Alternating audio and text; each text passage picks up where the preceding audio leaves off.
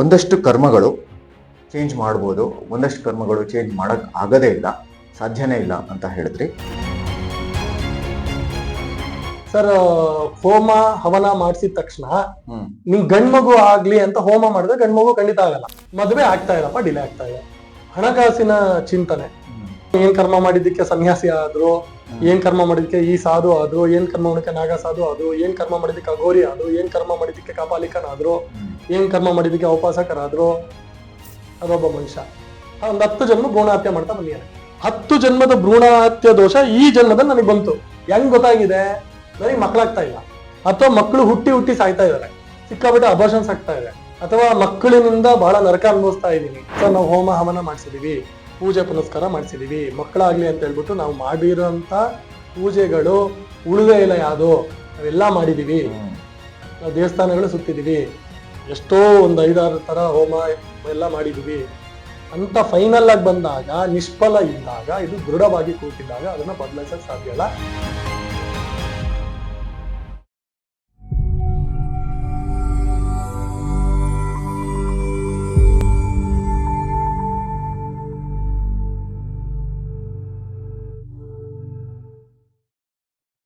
ನಮಸ್ಕಾರ ವೀಕ್ಷಕರೇ, ಹಿಂದಿನ ಸಂಚಿಕೆಯಲ್ಲಿ ಕಾರ್ತಿಕ್ ದೇಸಾಯಿ ಅವರ ಹತ್ರ ಕರ್ಮ ಸಿದ್ಧಾಂತದ ಬಗ್ಗೆ ನಾವು ಚರ್ಚೆ ಮಾಡಿದ್ವಿ. ಕರ್ಮ ಅಂದರೇನು, ಸಿದ್ಧಾಂತ ಅಂದರೇನು, ಕರ್ಮ ಸಿದ್ಧಾಂತದಲ್ಲಿ 4 ಟೈಪ್ಸ್ ಯಾವ್ಯಾವುದು ಅಂತ ನಾವು ಕೇಳಿಸ್ಕೊಂಡ್ವಿ. ಸಂಚಿತ ಕರ್ಮ, ಪ್ರಾರಬ್ಧ ಕರ್ಮ, ಕ್ರಿಯಮಾಣ ಕರ್ಮ, ಆಗಾಮಿ ಕರ್ಮ ಅನ್ನೋದ್ರ ಬಗ್ಗೆ ಡೀಪ್ ಆಗಿ ಚರ್ಚೆ ಮಾಡಿದ್ವಿ. ಸಂಚಿತ ಕರ್ಮವನ್ನ ತಿಳಿದುಕೊಂಡು ಪ್ರಾರಬ್ಧ ಕರ್ಮವನ್ನ ಹೇಗೆ ತಿಳ್ಕೊಳ್ಳೋದು ಅಂತ ಅವರು ಹೇಳ್ಕೊಟ್ರು. ಜ್ಯೋತಿಷ್ಯವನ್ನ ಒಂದು ಆಧಾರವಾಗಿ ಅನುಗುಣವಾಗಿ ತಗೊಂಡು ನಾವು ಪ್ರಾರಬ್ಧ ಕರ್ಮವನ್ನ ಅರ್ಥ ಮಾಡ್ಕೊಂಡು ಅದನ್ನ ನಲಿಫೈ ಮಾಡೋದಕ್ಕೆ ಕ್ರಿಯಾಮಾಣ ಕರ್ಮದಲ್ಲಿ ಯಾವ ಕರ್ತವ್ಯಗಳು, ಯಾವ ಕಾರ್ಯಗಳನ್ನ ಮಾಡ್ಬೋದು ಅಂತ ಕಾರ್ತಿಕ್ ಅವರು ತಿಳಿಸ್ಕೊಟ್ರು. ಈಗ ಆ ಒಂದು ಚರ್ಚೆಗೆ ಅನುಗುಣವಾಗಿ ನನ್ನಲ್ಲಿ ಒಂದಷ್ಟು ಪ್ರಶ್ನೆಗಳು ಹುಟ್ಕೊಂತು. ಅದನ್ನ ಅವರಲ್ಲಿ ಚರ್ಚೆ ಮಾಡೋಣ ಇವತ್ತು. ನಮಸ್ಕಾರ ಕಾರ್ತಿಕ್ ದೇಸಾಯಿ ಅವರೇ. ನಮಸ್ತೆ, ಸುಸ್ವಾಗತ. ಹಿಂದಿನ ಸಂಚಿಕೆಯಲ್ಲಿ ನೀವು ಹೇಳ್ದಂಗೆ ಒಂದಷ್ಟು ಕರ್ಮಗಳು ಚೇಂಜ್ ಮಾಡ್ಬೋದು, ಒಂದಷ್ಟು ಕರ್ಮಗಳು ಚೇಂಜ್ ಮಾಡಕ್ ಆಗದೇ ಇಲ್ಲ, ಸಾಧ್ಯನೇ ಇಲ್ಲ ಅಂತ ಹೇಳಿದ್ರಿ. ಅದ್ರ ಬಗ್ಗೆ ಸ್ವಲ್ಪ ವಿವರಣೆ ಕೊಡಕ್ಕಾಗತ್ತಾ? ಏನದು, ಅದಕ್ಕೆ ಏನ್ ಮಾಡ್ಬೋದು, ಚೇಂಜ್ ಮಾಡ್ಬೋದು ಅಂದ್ರೆ ಏನ್ ಮಾಡ್ಬೋದು? ಫಸ್ಟ್ ಅರ್ಥ ಮಾಡ್ಕೊಂಡು ಅದನ್ನ ಚೇಂಜ್ ಮಾಡೋ ಒಂದು ಪಾಸಿಬಿಲಿಟಿ ಇದೆ ಅಂತಂದ್ರೆ ಹೇಗೆ ಮಾಡ್ಬೋದು ಅಂತ ತಿಳಿಸ್ಕೊಡ್ತೀರಾ? ಈಗ ನಾನು ಹಿಂದಿನ ಸಂಚಿಕೆಯಲ್ಲಿ ಮಾತಾಡಿರೋ ಪ್ರಕಾರ ನಾನು ಕರ್ಮ ಸಿದ್ಧಾಂತದ ಬಗ್ಗೆ ಹೇಳ್ದೆ ನಿಮಗೆ. ಅಂದ್ರೆ ಸಂಚಿತ ಕರ್ಮ, ಪ್ರಾರಬ್ಧ ಕರ್ಮ, ಕ್ರಿಯಾಮಾಣ, ಆಗಾಮಿ ಅಂತೆಲ್ಲ ಹೇಳ್ತಾ ಬಂದೆ. ಸೊ ಇದೆಲ್ಲ ಒಂದ್ ಲೆಕ್ಕಕ್ಕೆ ನಾವು ಲೌಕಿಕದಲ್ಲಿ ಹೇಗಿರ್ಬೇಕು, ಆಮೇಲೆ ಒಳ್ಳೆತನ ಅಂದ್ರೆ ಯಾವ ತರ ಅಳವಡಿಸ್ಕೋಬೇಕು, ಅದನ್ನ ನಾವ್ ಯಾವ ತರ ಅಡಾಪ್ಟ್ ಮಾಡ್ಕೋಬೇಕು, ಸೊ ನಾವು ಹೇಗೆ ನಮ್ಮನ್ನ ನಾವು ತಿದ್ಕೋಬೇಕು ಅನ್ನೋ ವಿಚಾರಗಳನ್ನೆಲ್ಲ ನಾನು ಹೇಳ್ದೆ ಒಂದು ಸಂಚಿಕೆಯಲ್ಲಿ. ಸೊ ಇದರಲ್ಲಿ ಇನ್ನೂ ಒಂದು ಅಂದ್ರೆ ಇದರ ಒಂದು ವಿಸ್ತಾರ ಅಂದ್ರೆ ಆಳ, ಅಗಲ, ಉದ್ದ ಅಂತ ಹೋದಾಗ ನಮಗೆ 2 ಬೈಫರ್ಕೇಶನ್ ಸಿಗುತ್ತೆ. ಒಂದು ದೃಢ ಕರ್ಮ, ಇನ್ನೊಂದು ಅದೃಢ ಕರ್ಮ ಅಂತ. ಅಂದ್ರೆ ನಾನು ಹೇಳ್ತಾ ಇರ್ತೀನಿ, ಸೊ ದೃಢ ಕರ್ಮ ಅಂತ ಬಂದಾಗ ನಾನು ಅದನ್ನ ಬದಲಾಯಿಸಕ್ ಸಾಧ್ಯ ಇಲ್ಲ. ಅಂದ್ರೆ I can't change that. For example, simple ಉದಾಹರಣೆ, ನಾನು ಪುರುಷನಾಗಿ ಹುಡ್ತೀನಿ, ಅಥವಾ ಸ್ತ್ರೀಯಾಗಿ ಹುಡ್ತೀನಿ, ಅಥವಾ ಪ್ರಾಣಿಯಾಗಿ ಹುಡ್ತೀನಿ, ಯಾವ್ದೋ ಯೋನಿಯಲ್ಲಿ ಹುಡ್ತೀನಿ, ಪ್ರಾಣಿ ಯೋನಿ ಯಾವ್ದಾರು ಆಗಿರೋದು ಹುಡ್ತೀನಿ ಅನ್ನೋದನ್ನ ನಾನು ಬದಲಾಯಿಸಕ್ ಸಾಧ್ಯ ಇಲ್ಲ. ಅದು ದೃಢವಾದ ಕರ್ಮ. ನೀನು ಇದೇ ಯೋನಿಯಲ್ಲಿ ಇದೇ ತರ ಒಂದು ಲಿಂಗದಲ್ಲಿ ಜನನ ಆಗ್ಬೇಕು. ಸೊ ಅಲ್ಲಿಗೆ ಏನಾಯ್ತು, ದೃಢ ಆಯ್ತದು. ಅಂದ್ರೆ we can't stand that. For example, ಈಗ ಹಿಂದೆ ಈಗ ಪುತ್ರ ಕಾಮೇಷ್ಟಿ ಯಾಗ ಅಂತ ಒಂದು ಯಾಗ ಇತ್ತು. ಅದರಲ್ಲಿ ಅದನ್ನ ಯಾಗ ಮಾಡಿದ್ರೆ ಗಂಡು ಸಂತಾನ ಆಗತ್ತೆ ಅನ್ನೋ ಒಂದು ಎಲ್ಲ ಇದೆ ಹಿಂದೆ ಯಾಗಗಳಲ್ಲಿ. ಅಂದ್ರೆ ಆ ಯಾಗಗಳು ಮಾಡೋಂತ ಋಷಿಗಳಿಗೆ ಆ ಶಕ್ತಿ ಇರ್ತಾ ಇತ್ತು. ಮತ್ತೆ ಯಾಗವನ್ನ ಮಾಡಿಸ್ಕೊಳ್ಳುವಂತ ರಾಜನಿಗೆ ಅಥವಾ ಪ್ರಜೆಗೆ ಆ ಒಂದು ಇಚ್ಛೆ ಇರ್ತಾ ಇತ್ತು. ಆಮೇಲೆ ಅದಕ್ಕೊಂದು ಉದ್ದೇಶ ಇರ್ತಾ ಇತ್ತು. ಇದು ಹೆಂಗೆ ಅಂದ್ರೆ ಇದಲ್ಲಿ ಆ ಶಕ್ತಿ ಅವರಲ್ಲಿ ಆ ಕಾಲದ ಅನುಗುಣವಾಗಿ ಋಷಿಗಳಿರುವಂತ ತಪಶಕ್ತಿ ಆಗಿರ್ಬೋದು, ರಾಜನಲ್ಲಿರುವಂತ ಮೊರಾಲಿಟಿ ಆಗಿರ್ಬೋದು, ಆಮೇಲೆ ಅವನಿಗೆ ಋಷಿಗಳು, ಕವಿಗಳು, ಮತ್ತೆ ಜ್ಯೋತಿಷಿಗಳು, ದೈವಜ್ಞರ ಮೇಲೆ ಇದ್ದಂತ ಭಕ್ತಿ ಭಯ ಆಗಿರ್ಬೋದು. ಆಮೇಲೆ ನೆಕ್ಸ್ಟ್ ಆ ರಾಜನಿಗೆ ಪುತ್ರ ಹುಟ್ಟಿದ್ರೆ ಆ ಪುತ್ರನಿಂದ ರಾಜ್ಯಕ್ಕೆ ಏನಾಗ್ಬೇಕಾದಂತಹ ಕೆಲವು ಒಳ್ಳೆ ಕೆಲಸಗಳು ಆಗಿರ್ಬೋದು. ಸೊ ಅದಕ್ಕೆಲ್ಲ ಋಷಿಗಳು ಕೂಡ 7 ಕೋಟಿ ತಪಸ್ ಮಾಡಿ ಅದನ್ನ ಮಾಡ್ತಾ ಇದ್ದಂತದ್ದು ಇತ್ತು. ನಾನು ಹೇಳ್ತಾ ಇರೋದು ತುಂಬಾ ಹಿಂದೆ. ಹೌದು. ಈಗಿನ ಕಾಲಕ್ಕೆ ಸೊ ಇದು ಜಸ್ಟ್ ಒಂದು ನಿಮ್ಗೆ ಹೇಳ್ದಂತ ಒಂದು ಉದಾಹರಣೆ ಹಿಂದೆ ಇತ್ತು ಅಂತ. ಅದೇ ಇದು ಯಾಕೆ ಹೇಳ್ದೆ ಅಂದ್ರೆ, ನಾಳೆ ಸರ್ ಹೋಮ ಹವನ ಮಾಡಿಸಿದ ತಕ್ಷಣ ನಿಮ್ ಗಂಡ್ಮಗು ಆಗ್ಲಿ ಅಂತ ಹೋಮ ಮಾಡಿದ್ರೆ ಗಂಡ್ಮಗು ಖಂಡಿತ ಆಗಲ್ಲ. ಸರ್ ಗಂಡ್ಮಗು ಆಗ್ಲಿ ಅಂತ ಪೂಜೆ ಪುನಸ್ಕಾರ ಮಾಡಿದ್ರೆ ಗಂಡ್ಮಗು ಖಂಡಿತ ಆಗಲ್ಲ. ಯಾಕಂದ್ರೆ ಪೂರ್ವ ನಿರ್ಧಾರಿತ ಅದು. ಈ ಯೋನಿಯಲ್ಲಿ, ಈ ತಂದೆ ತಾಯಿಯ ಹೊಟ್ಟೆಯಲ್ಲಿ ಈ ತರ ಮಗುವೇ ಹುಟ್ಟಬೇಕು ಅನ್ನೋದು ಪೂರ್ವ ನಿರ್ಧಾರ. ಅದು ನಿರ್ಧಾರ ಆಗೋಗಿರುತ್ತೆ. ದಟ್ ಈಸ್ ವಾಟ್ ದೃಢ ಕರ್ಮ. ನೀನು ಹೋಮ ಹವನ ಮಾಡಿಸಿ, ಮತ್ತಿನ್ನು ಪೂಜೆ ಪುನಸ್ಕಾರ ಮಾಡಿಸಿ, ಮತ್ತೊಂದು ಮಾಡಿಸಿ ಗಂಡು ಮಗು ಆಗುತ್ತೆ ಅನ್ನೋದು ಸುಳ್ಳು. ಮಗು ಆಗಿಲ್ಲ, ಏನೋ ಬ್ಲಾಕೇಜ್ ಇದೆ ಜಾತಕದಲ್ಲಿ, ಅದು ಪ್ರಾಯಶ್ಚಿತ್ತ, ಅದೆಲ್ಲ ಸರಿ. ಮಗು ಆಗದ್ ಬೇರೆ. ಗಂಡು ಮಗುನೇ ಆಗ್ಬೇಕು ಅಥವಾ ಹೆಣ್ಮಗುನೇ ಆಗ್ಬೇಕು ಅಂತ ಮಾಡಕ್ ಸಾಧ್ಯ ಇಲ್ಲ. ಅಂದ್ರೆ ಪೂರ್ವ ನಿರ್ಧಾರಿತವಾಗಿರುವಂತದ್ದೇನೋ ದೃಢ ಕರ್ಮ ಅದು.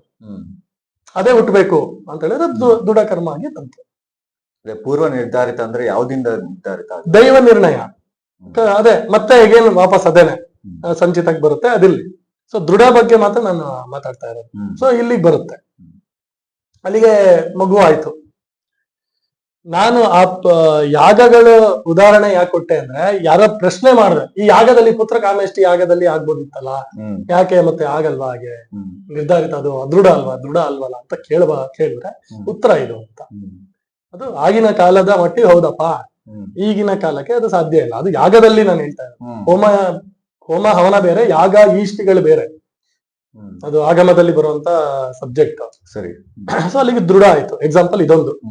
ಎರಡನೇದು, ನನ್ನ ಕೈ ಕಾಲುಗಳು ಹೀಗೆ ಇರ್ಬೇಕು, ದೃಢ ಕರ್ಮ. ನಾನು ಬೆಳ್ಳುಗೆ ಹುಟ್ಟಿದೀನಿ, ದೃಢ ಕರ್ಮ. ನಾ ಕಪ್ಪುಗೆ ಹುಟ್ಟಿದೀನಿ, ದೃಢ ಕರ್ಮ. ದೇಹಕ್ಕೆ ಅನುಸಾರವಾಗಿ ಕೂಡ ಕರ್ಮೇಂದ್ರಿಯಗಳು ಕೂಡ ಅದೊಂದು ಇದೇ ತರ ಬರ್ಬೇಕು ಅನ್ನೋ ಒಂದು ಏನು ವಿಭಿನ್ನತೆ ಇದೆ, ಅದೊಂದು ಕರ್ಮ ಸಿದ್ಧಾಂತದಲ್ಲಿ ರೆಡಿ ಆಗಿರುತ್ತೆ. ದೃಢವಾಗಿರೋದು ಚೇಂಜ್ ಮಾಡಕ್ ಬರಲ್ಲ. ನಾ ವೆರಿ ಸಿಂಪ್ಲಿಫೈ ಮಾಡಿ ಹೇಳ್ತಾ ಇರೋಂಥದ್ದು, ಅಂದ್ರೆ ವೆರಿ ಸಿಂಪಲ್ ಆಗಿ ಅರ್ಥ ಆಗ್ಲಿ ಅನ್ನೋ ಒಂದು ಇದರಲ್ಲಿ ಉದ್ದೇಶದಿಂದ ಹೇಳ್ತಾ ಇರೋಂಥದ್ದು. ಚೇಂಜ್ ಮಾಡಕ್ ಆಗಲ್ಲ. ಬೆಳ್ಳಿಗೆ ಅದು ಏನು ಮಾಡಕ್ ಹೋಗ್ಲೂಬಾರ್ದು. ಸೊ ಏನೋ ಕರ್ರಗಿರೋರು ಮಾಡಿ ಬೆಳ್ಳಗ್ ಆಗ್ಬೇಕು ಅಂತ ಹೇಳ್ಬಿಟ್ಟು ಪ್ಲಾಸ್ಟಿಕ್ ಸರ್ಜರಿ ಮೊದಲೊಂದು ಎಲ್ಲ ಮಾಡ್ಕೊಳ್ಳೋದ್ರಿಂದ ಪ್ರಾಕೃತಿಕವಾಗಿ ಅದಕ್ಕೆ ಅವ್ರ ದೇಹಕ್ಕೆ ಅದರಿಂದ 100% ಭಾಗ ಅನನುಕೂಲ ಇದೆಯೇ ಹೊರತು ಅನುಕೂಲ ಅಂತೂ ಇಲ್ಲ ನೋಡಿ. ಸೊ ಅಲ್ಲಿಗೆ ದೃಢ ಕರ್ಮ. ಬೇಸಿಕಲಿ ನೀವೇನೇ ಚೇಂಜ್ ಮಾಡಕೋದು ದೃಢ ಕರ್ಮನ ಬದಲಾಯಿಸಕ್ ಆಗಲ್ಲ. ಅದಕ್ಕೆ ಇವೆಲ್ಲ ನಾನು ಹೇಳ್ತಾ ಇರೋದು. ನಿಮಗ್ ಜಾಮೂನೇ ಇಷ್ಟ, ಮೈಸೂರು ಪಾಕ್ನ ಇಷ್ಟ ಪಡ್ಸಕ್ ಆಗಲ್ಲ.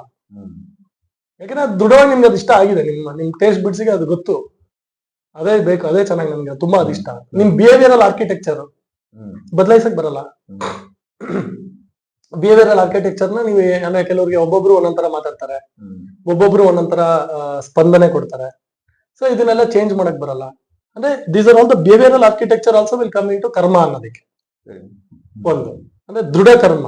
ಎರಡನೇದು, ಬಲವಾದಂತ ದೃಢ ಕರ್ಮಗಳು ಆಕ್ಷನ್ಸ್ ಅಲ್ಲಿ ಆಗಿರುವಂತದ್ದು ಸಂಚಿತದಲ್ಲಿ. ಉದಾಹರಣೆಗೆ ನಾನೊಂದು 10 ಜನ್ಮ ಭ್ರೂಣ ಹತ್ಯೆ ಮಾಡಿದ್ದೆ ಅಂತ ಇಟ್ಕೋಣ. ಅದೊಬ್ಬ ಮನುಷ್ಯ ಒಂದು 10 ಜನ್ಮ ಭ್ರೂಣ ಹತ್ಯೆ ಮಾಡ್ತಾ ಬಂದಿದ್ದಾನೆ.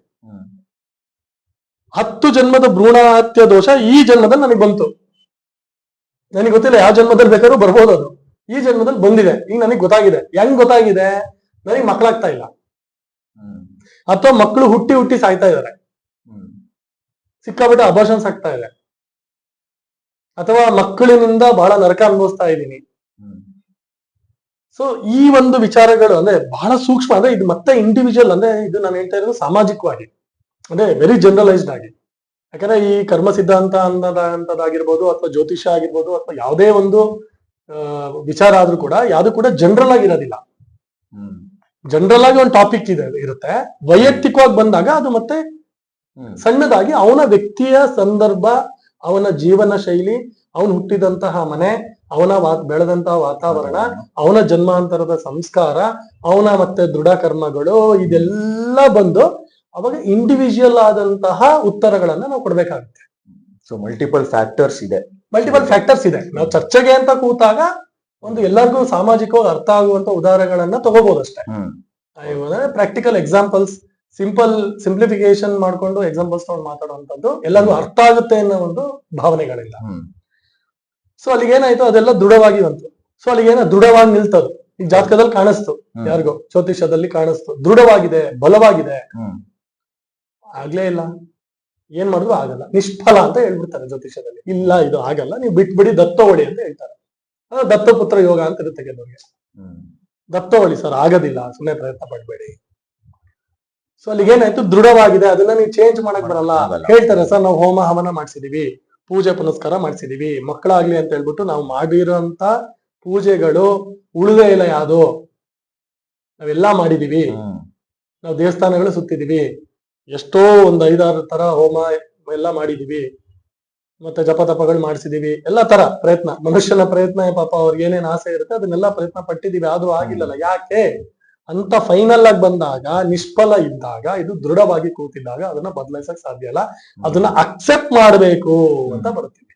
ಇಲ್ಲಿ ಮೇನ್ ಇಂಪಾರ್ಟೆಂಟ್ ಪಾಯಿಂಟ್ ಇದು.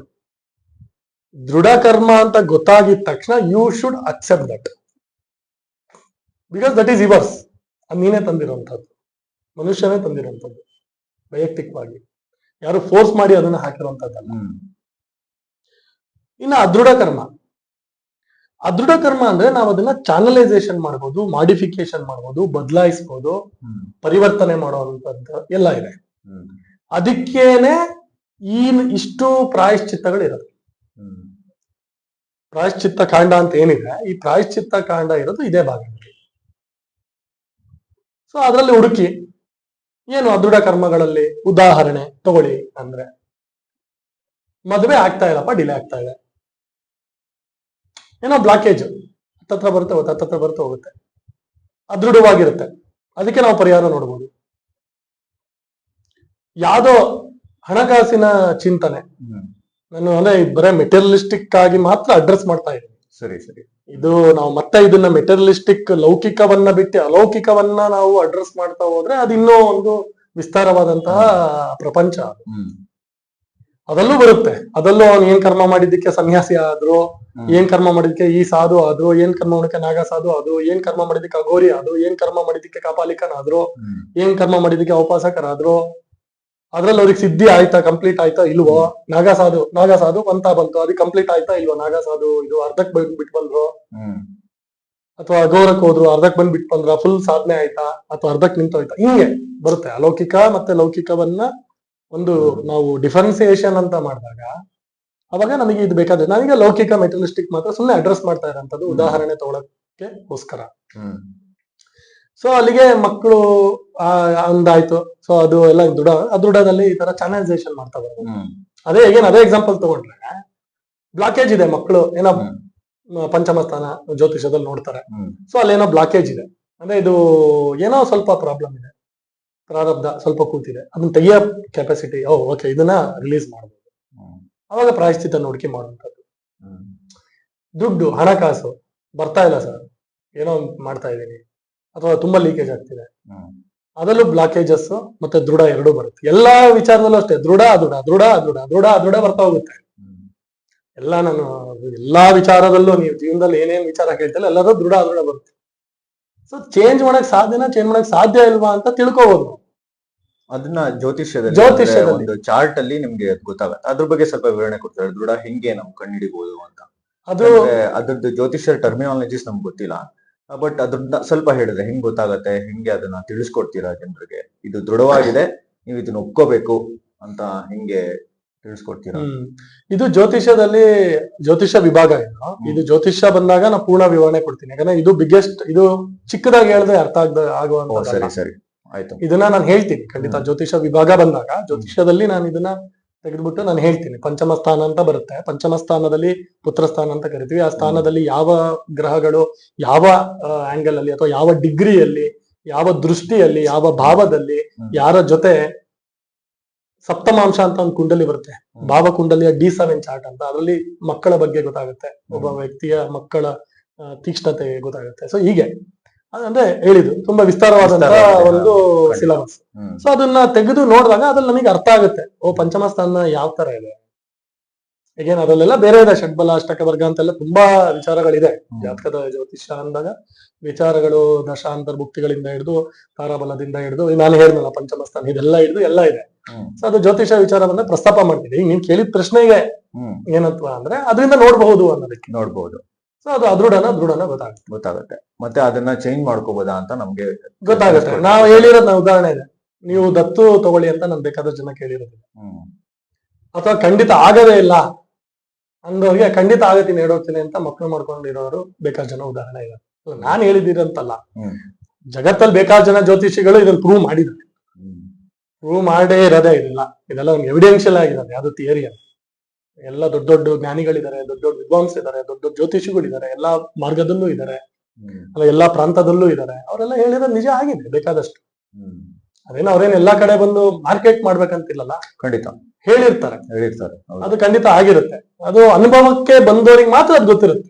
ಖಂಡಿತ ಖಂಡಿತ. ಸೊ ಹಾಗಾಗಿ ಇರೋಂತ ಒಂದು ವಿಚಾರ. ಸೊ ಇದು ಅದೃಢದಲ್ಲಿ ನಾನು ಚಾನಲೈಸೇಷನ್. ಸೊ ಎಲ್ಲೋ ಹೋಗ್ತಾ ಇದ್ದಾನೆ, ಯಾವ್ದೋ ವ್ಯಕ್ತಿಗೆ ದಾರಿ ತಪ್ಪಿರುತ್ತೆ, ಯಾವ್ದೋ ಕೆಲಸ ಮಾಡ್ಬೇಕಾಗಿರುತ್ತೆ, ಅವನು ಯಾವ್ದೋ ಕೆಲಸ ಮಾಡ್ತಾ ಇರ್ತಾನೆ. ಸೊ ಅವಾಗ ಅದೃಢವಾಗಿರುತ್ತದು.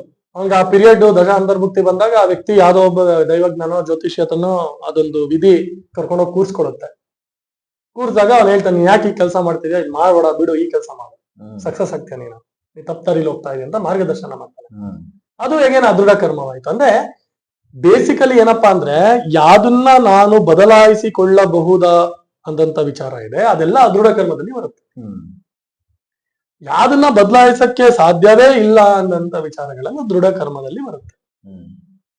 ತುಂಬಾ ಚೆನ್ನಾಗಿ ಹೇಳಿದ್ರಿ ಸರ್. ದೃಢ ಅಂದ್ರೇನು, ಅದೃಢ ಅಂದ್ರೇನು? ದೃಢ ಅಂದ್ರೆ ಚೇಂಜ್ ಮಾಡ್ಕೊಳಕ್ ಆಗೋದೇ ಇಲ್ಲ, ಅದು ಹಿಂದ್ಗಡೆಯಿಂದ ಬಂದಿರುವಂತಹ ಒಂದು ಹಿಂದಿನ ಜನ್ಮದಿಂದ ಬಂದಿರುವಂತಹ ಒಂದು ದೃಢವಾದ ಕರ್ಮ. ಅದೃಢ ಕರ್ಮ ಅಂದ್ರೆ ಚೇಂಜ್ ಮಾಡ್ಕೋಬಹುದು. ಯಾವುದೇ ದಾರಿ ತಪ್ಪಿದ್ರೆ ಒಂದು ಮಾರ್ಗದರ್ಶನದಿಂದ, ಜ್ಯೋತಿಷ್ಯದ ಆಧಾರದಿಂದ ಅದನ್ನ ಒಂದಷ್ಟು ನಲಿಫೈ ಮಾಡ್ಕೊಂಡು ಒಂದಷ್ಟು ಪ್ರಾಯಶ್ಚಿತ್ತ ಮಾಡ್ಕೊಳ್ಳೋದಕ್ಕೆ ಒಂದು ಪಾಸಿಬಿಲಿಟಿ ಇದೆ ಅಂತ. ಅಂದ್ರೆ ಅದೃಢ ಕರ್ಮದಿಂದ ನಮ್ಗೆ ಗೊತ್ತಾಗತ್ತೆ, ಒಂದು ಪಾಸಿಬಿಲಿಟಿ, ಈ ಒಂದಷ್ಟು ಅಂಶಗಳನ್ನ ನಾವು ಪಾಸಿಬಿಲಿಟಿಯಿಂದ ಈ ಕಾರ್ಯಗಳನ್ನ ಮಾಡಿದ್ರೆ ನಾವು ಚೇಂಜ್ ಮಾಡ್ಕೊಂಡು ಸರಿಯಾದ ದಾರಿಗೆ ಹೋಗ್ಬೋದು ಅಂತ ತಿಳಿಸ್ಕೊಟ್ರಿ. ತುಂಬಾ ಧನ್ಯವಾದಗಳು.